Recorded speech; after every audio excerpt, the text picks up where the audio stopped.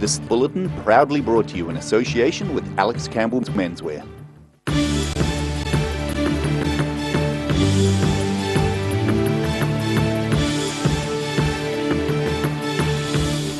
Tonight on The South Today, an innovative housing scheme has allowed a Queenstown couple to buy a home. The 2019 Goldfields Cavalcade continues this week.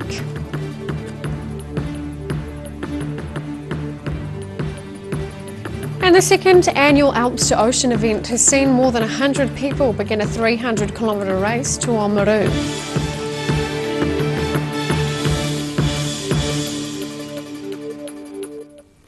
Kia ora, good evening, I'm Sophie Morris. An innovative housing scheme has allowed a Queenstown couple to buy a home after more than a decade of paying steadily rising rents in the resort town.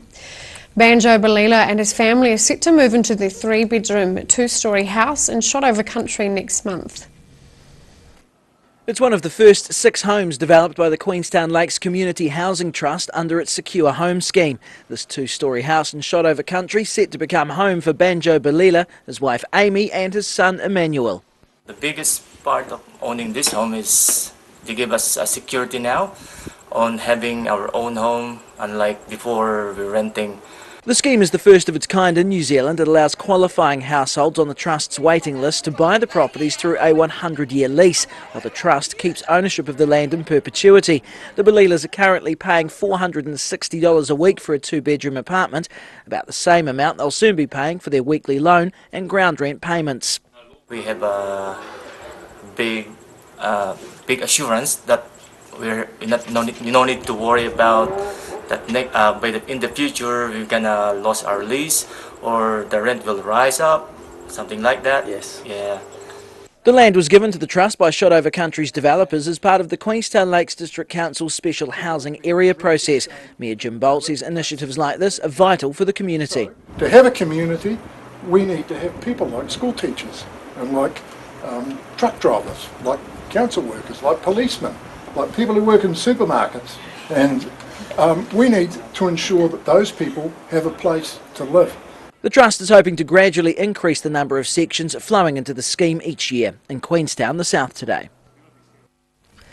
Restaurant Brand says a government inspection of its Dunedin Pizza Hut stores has identified no critical food safety risks.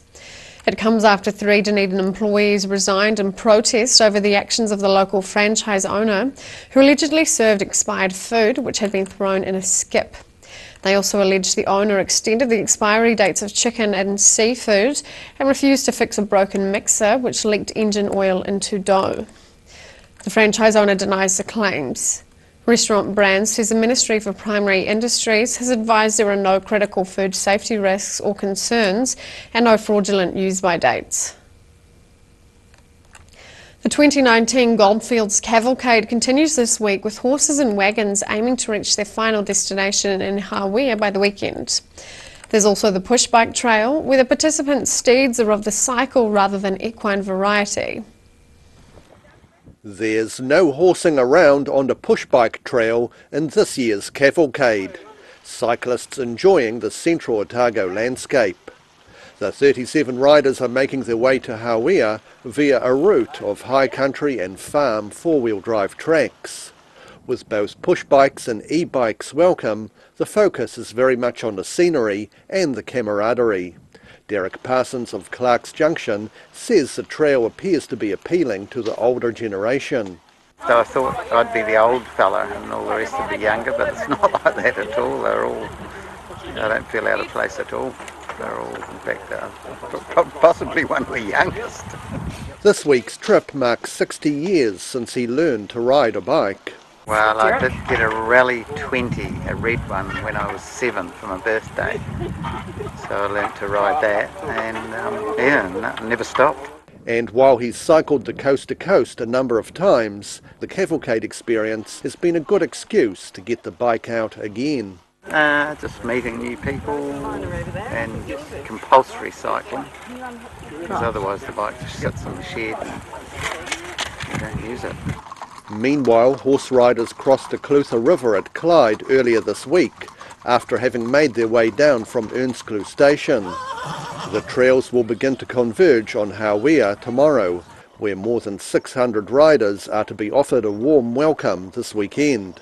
Events set for the conclusion of the cavalcade include market stalls, a parade through Hawea Township, plus a hoedown until the early hours of Sunday morning. In central Otago, for the South Today. Hot on the heels of Lime e-scooters being pulled from Dunedin streets, Christchurch City councillors have voted to allow Lime to expand its fleet in the city. The Christchurch fleet is set to expand by 300 after a decision reached at a council city meeting today. The decision means Lime's scooter count in the city will increase to 1,000. It comes not long after its scooters were pulled from Auckland and Dunedin streets over a brake blocking issue. Californian transport company Lime defended its scooter's safety record this morning, telling the council they're absolutely safe. The second annual Alps to Ocean event has seen more than 100 people begin and many retire along the 7-stage, 323-kilometre ultra-endurance race so far. At more than 320 kilometres, it takes the better part of a week to complete the run to Oamaru from Mount Cook, which the race director describes as a travelling circus. The stunning scenery of the south. 117 competitors began the second Alps to Ocean race on Sunday.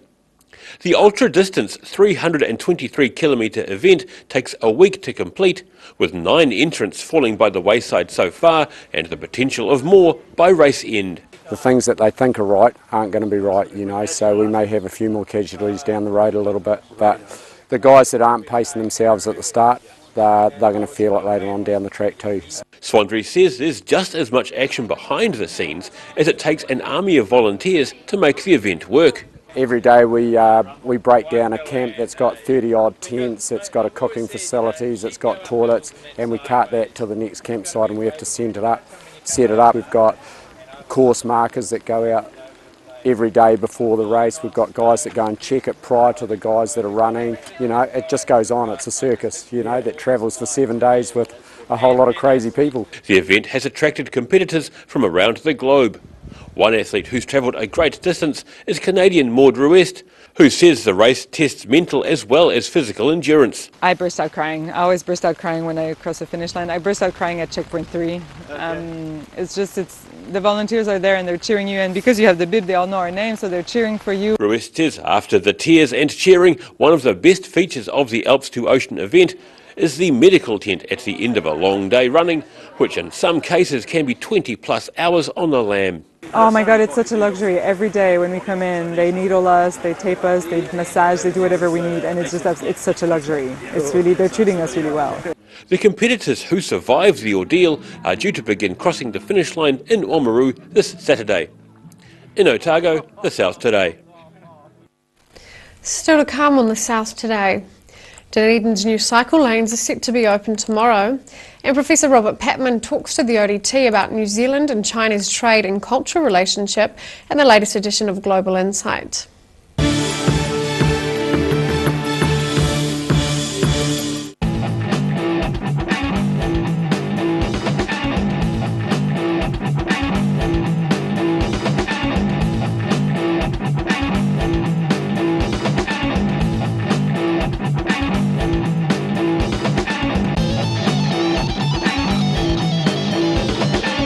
ID Dunedin Fashion Week is celebrating 20 years and you're invited to the show.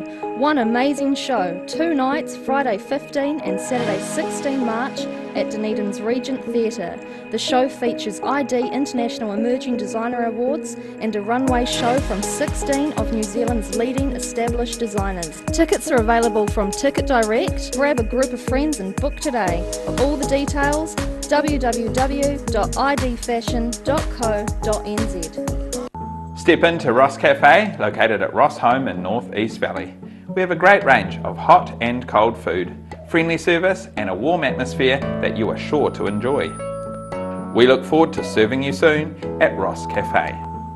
Need to rent an EFTPOS? Whether it's just a week or the whole season, maybe a pop-up store, a concert or event, Anything's POS have equipment available to suit your needs for retail and hospitality with local support. To rent, lease or buy, contact Anything's POS.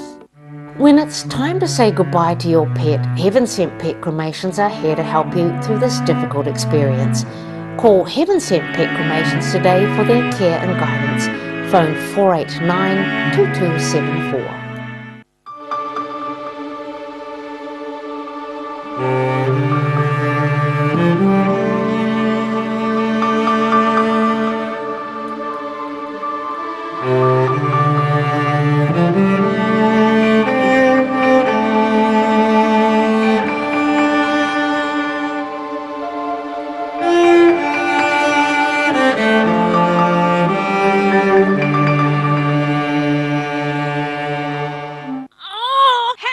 Don't suffer in silence. Call Sunny Chin, Chi Master Body Technician for structural, muscular, emotional bodywork. Phone 03 4250 606 for all your pain relief. Every Kiwi deserves a reliable garage door. Rely on Garrador to protect your important stuff. Just like Darren, his Garrador keeps his favourite ride in mint condition. We have a huge range at affordable prices. Visit our website for a free consultation. We stand behind every door.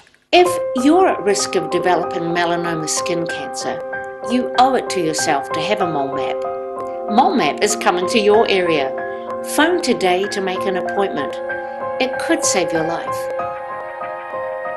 At the Hard to Find Bookshop, we sell quality books on all subjects from the rare to the recent, and where viable, we will come to you. We have a great reputation for integrity and honesty, so if you're downsizing or sorting an estate and have books to sell, contact us. Blimey! At Alex Campbell Menswear, they've got too much great stock. There is 50% off the lot. And Lindsay's decided to extend the sale, only until March the 3rd at 4 p.m. Alex Campbell Menswear, it fits. Don't miss the Otago Home Show at the Edgar Centre, 1st, 2nd, 3rd of March, where home lovers go shopping.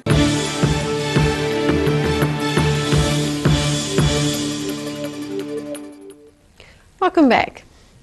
Dunedin State Highway 1 cycle lanes are set to be officially opened tomorrow. The $8 million New Zealand Transport Agency project, which developed cycle lanes through central and north Dunedin, began in late 2017. It was proposed following the deaths of cyclists in 2011 and 2012 on the one-way system. North Dunedin MP David Clark will officially open the cycleway in a ceremony at Toitū Otago Settlers Museum tomorrow. Since 2008, New Zealand and China have enjoyed a flourishing trade and cultural relationship. In this latest edition of Global Insight, Professor Patman tells ODT features writer Bruce Munro about recent changes to that once friendly relationship. Welcome, Robert. Thanks, Bruce. There's a real sense of tension now between New Zealand and China. What's changed? I think essentially what's changed is that in 2019, China is a very different foreign policy actor than it was 2008, when that very successful free trade agreement was concluded between New Zealand and China. It was, just to emphasise, it was the first time that China had concluded such a deal with a Western-orientated developed country. So it was significant for both countries. In the interim, China's experienced, I think, a growth in terms of its economic, technological and military power.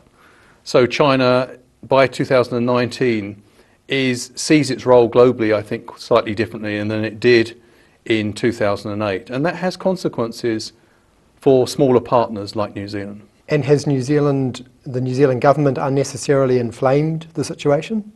I don't really buy into that interpretation. I can see where critics, such as the opposition leader, Simon Bridges, I can see where they've got ammunition to make observations. For example, it was the Ardern government, the government led by Jacinda Ardern and her foreign minister, Mr. Peters, who in a defence ministry strategy paper publicly identified China as a threat to the international community, which raised some eyebrows. And then, of course, it's been alleged by Mr. Simon Bridges that the government has been lukewarm about the Belt and Road Initiative from the Chinese government. This is this very big infrastructure global project, which is a bit of a showcase for the Chinese economy. And there has been background criticism that the government has been less than effusive about it. Against that, there were signs even before the Jacinda Ardern government came into power that China was beginning to do things which were complicating relations with New Zealand. Let me give you two examples. The building of artificial islands in South China Sea. When John Key raised this with the Chinese government in Beijing, he was told to mind his own business. And then, of course, there was growing involvement of China in an area which we consider to be our backyard, which is the Pacific Islands. And that began before the present government's in power. There have been complications since, not least the Huawei episode recently, but I think we have to look across the full range of the relationship. And I think if you do, then you realise that there were complications developing in the bilateral relationship long before this government came in. Who is Xi Jinping? What's his vision for China and the world? Should we be worried? Xi Jinping, I think, does represent something of a break with the Chinese past. Under his leadership, he came to power as the paramount leader in China in 2012. He has changed the constitutional arrangements in China so that he can stay in power longer than the 10 years previously allocated, which raised some eyebrows. He clearly has long-term ambitions. In domestic political terms, China's become more authoritarian under his leadership. And in foreign policy terms, China's become more assertive. So is China a threat under his leadership? I don't think necessarily, but it's important. I think it's very important that other players in the international system remind China, and remember there'll be members of the Chinese leadership who agree with us, that China has a big stake in the efficient running of the global economy, and it shouldn't take steps which might impede that process. How should the New Zealand government respond to China? I think that New Zealand must maintain a balance. On the one hand, it must be friendly towards China and try to be constructive and try to accentuate the positive in the relationship, look to where interests converge and deepen them. But we must be firm on defending our core interests. What are New Zealand's core interests? We're a democracy, a multi-party system. We believe in human rights. China, on the other hand, is an authoritarian state which doesn't tolerate political opposition. And so I think it's very important that New Zealand sends the message that it does want a mutually profitable economic relationship with China, but not at any price. Not at the price of appeasing China or compromising under Chinese pressure in the area of democracy and human rights. So I think, it's very important that, to summarise, that New Zealand remains friendly but firm in its relationship with China. And ultimately, I think that's the best policy for both parties. It's important for China to get the message that democracies cannot be pressurised into changing their positions on core issues. We are a multilateral player, and we have a big stake in a rules-based international order, and it's important that we keep reinforcing that message, whether we're dealing with the United States or China. Thank you, Robert. Thank you. And thank you for watching. Catch us next time on Global Insight. Sai Jian. After the break on the South Today, we take a look at the sights and sounds of the Mount Binja A&P show, and we check out tomorrow's weather.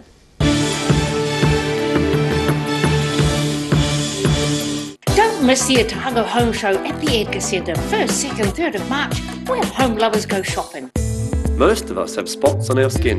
That's quite normal. Finding skin cancer as early as possible is key to successful treatment. Book in for a free check of 1 to 2 moles or a comprehensive full body check with the Mole Doctor in Waverley. Green Island Medical Centre have 2 late night clinics. We are now open on a Tuesday and Thursday night until 7 p.m. with doctor and nurse appointments available. Phone us on 488 2754 to make a booking or to find out more information. Dunedin Beds R Us are having a stock clearance sale during the month of February. Up to 50% off New Zealand made sleepyhead beds. Come see Ricky and the team at 505 Princess Street next to Armstrong Prestige. Plenty of parking. Step into Shop on Carrot and discover a shop full of treasures. We have a fantastic range of vintage and retro clothes, upmarket clothing labels, collectible items, beautiful jewellery, quality linen and the best range of vintage haberdashery.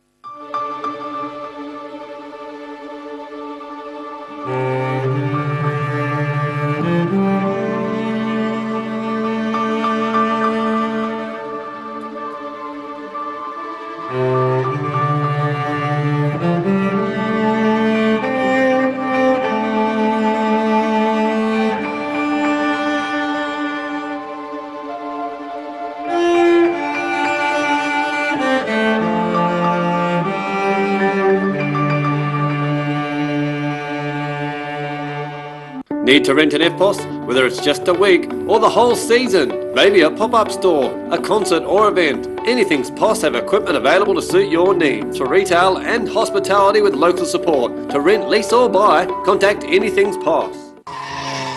Blimey! At Alex Campbell Menswear, they've got too much great stock. There is 50% off the lot. And Lindsay's decided to extend the sale, only until March the 3rd at 4 p.m. Step into Op Shop on St Andrew and discover a place with plenty of bargains for yourself, your friends and the whole family. We have new items arriving every day. Visit us for a fabulous range of economy and upmarket clothing, accessories, books, shoes and more. Shop with us and support your community. If you're at risk of developing melanoma skin cancer, you owe it to yourself to have a mole map. Mole Map is coming to your area. Phone today to make an appointment. It could save your life. ID Dunedin Fashion Week is celebrating 20 years and you're invited to the show. One amazing show, 2 nights, Friday 15 and Saturday 16 March at Dunedin's Regent Theatre. The show features ID International Emerging Designer Awards and a runway show from 16 of New Zealand's leading established designers. Tickets are available from Ticket Direct. Grab a group of friends and book today. All the details, www.idfashion.co.nz.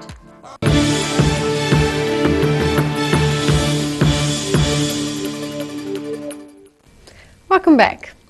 For 76 years, locals have enjoyed the sights and sounds of the Mount Binja A&P show. The latest edition hosted many performers recently, along with livestock and produce displays. Roxburgh Racecourse was the place to be in Teviot Valley last weekend for the Mount Binja A&P show. An interactive circus zone was popular with children, and there were admiring looks for the exotic cars on display. The pavilion was packed with prize-winning produce, a wide range of jams and preserves, and colourful floral displays. And entertaining the crowd were the young members of Roxburgh band Ken Telso. Simon Henderson for the South Today. And now recapping tonight's top stories on the South Today. An innovative housing scheme has allowed a Queenstown couple to buy a home after renting for many years.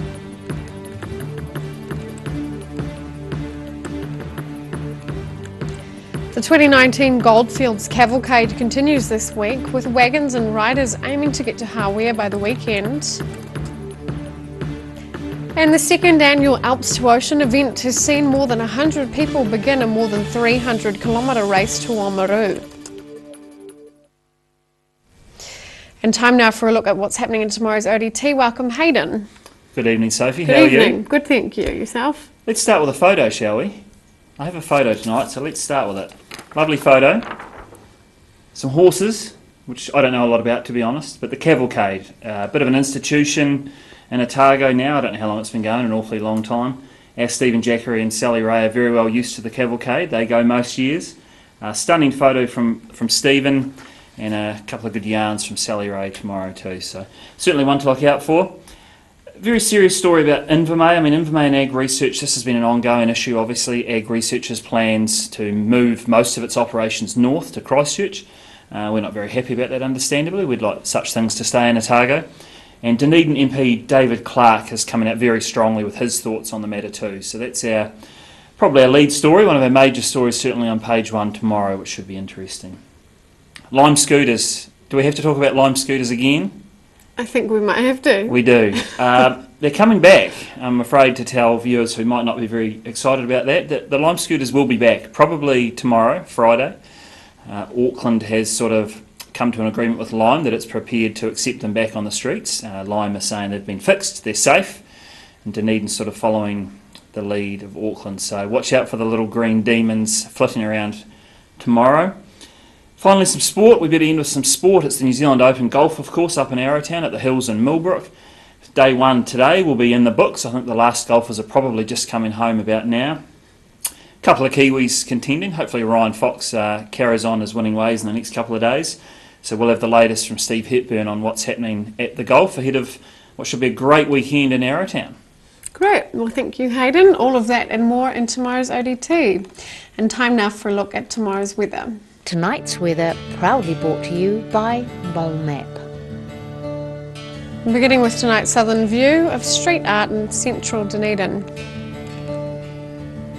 Looking at the situation, cold again tomorrow, but the good news is fine weather is expected this weekend with southwesterlies dying out.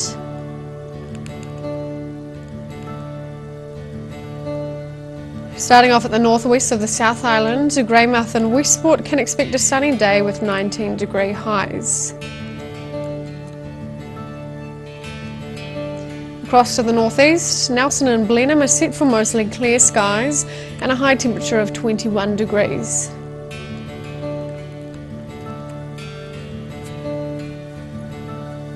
In Canterbury, a slightly cloudy day, 18 degrees for Kaikoura, 19 for Christchurch and 20 for Ashburton.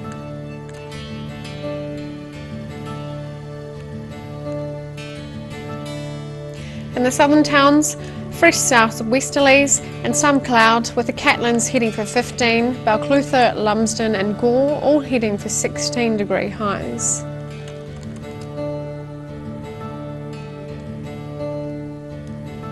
Heading westwards to the Central Lakes, light southwesterlies and fine conditions. Wanaka is due for 19 degrees, Alexandra 18 and Queenstown is heading for 20, while Te Anau should expect fresh southwesterlies, showers and a high of 14 degrees.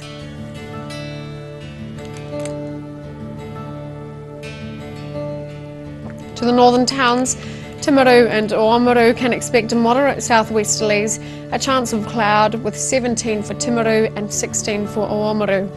Twizel and Omarama are due to have light southwesterlies, clear skies and highs of 19 degrees.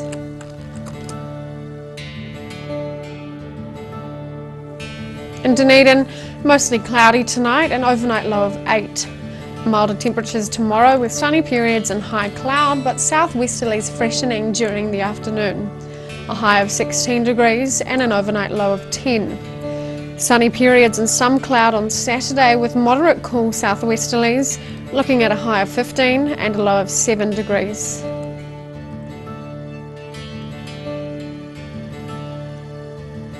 And in Invercargill, mostly cloudy tonight and an overnight low of just 6 degrees. A period of cloud and showers early tomorrow with gusty cold southwesterlies, but clearing weather during the afternoon with sunny periods increasing and winds easing. Aiming for a high of 12 and a low of 9. Sunny periods and some cloud on Saturday with fresh cool west to southwesterly winds slowly dying out. Looking at a high of 15 degrees and a low of 5.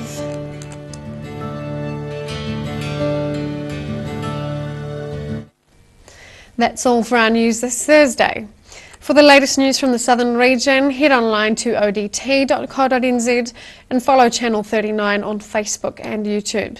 Thanks for joining us. Have a great evening. Ka kite anō.